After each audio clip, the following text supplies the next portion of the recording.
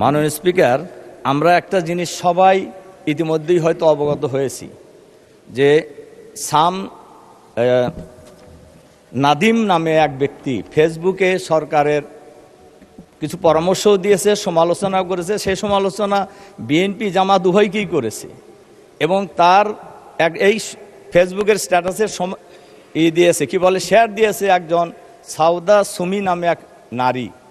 এরপরে পুলিশ তাকে গ্রেপ্তার করেছে এবং বলা হয়েছে উপরের নির্দেশে তাকে গ্রেপ্তার করা হলো এবং মামলাও দেওয়া হয়েছে এবং উপরের নির্দেশে মামলা দিয়ে গ্রেপ্তার করা হলো। আমার প্রশ্ন হলো, এমনি সমালোচনার মধ্যে ছিল তেলটাকে সে বেশি গুরুত্ব দিয়েছে। তো আমার প্রশ্ন হলো, উপরের নির্দেশ বলতে কাকে ওনারা বুঝিয়েছেন এটা আমি জানতে চাই।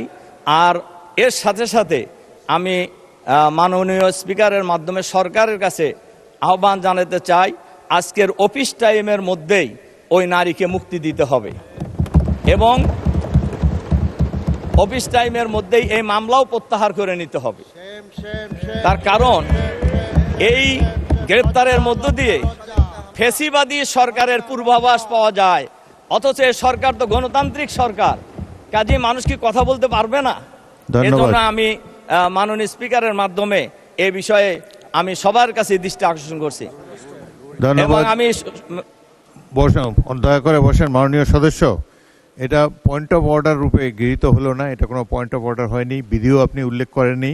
তবুও যেহেতু আপনি বিষয়টি বলেছেন, আমাকে বিরোধী দলীয় নেতা এই বিষয়ে আমার সাথে যোগাযোগ করেছেন, এই সমস্যাটি সমাধান করার জন্য চেষ্টা করেছি। এইভাবে আলটিমেটাম সংসদে বসে বাইরের রাজপথে যেটা দেওয়া যায় সংসদে এটা দেওয়া তো সম্ভব নয় এবং বিধি অনুসারে আপনি প্রয়োজন হলে প্রস্তাব আকারে নিয়ে আসবেন। এইভাবে তাৎক্ষণিক সমাধান এইভাবে দাঁড়িয়ে যে কোনো বিষয়ে। আর ফেসবুক তো বাংলাদেশের ফেসবুক সম্পর্কে এটা এত বিশাল একটি বিষয়, প্রতিদিনই সরকারকে যাকে খুশি তারা মন্তব্য দিয়ে যাচ্ছে। সব কিছু আমলে নিলে এই সংসদ আর অন্য কোনো কাজ করতে পারবে না। তবুও মাননীয় বিরোধী দলের নেতা আমাকে বিষয়টি জানিয়েছেন, আমরা বিষয়টি খেয়াল করছি। এ ব্যাপারে আমরা প্রয়োজনীয় ব্যবস্থা গ্রহণ করার উদ্যোগ গ্রহণ করব। ধন্যবাদ। বসুন।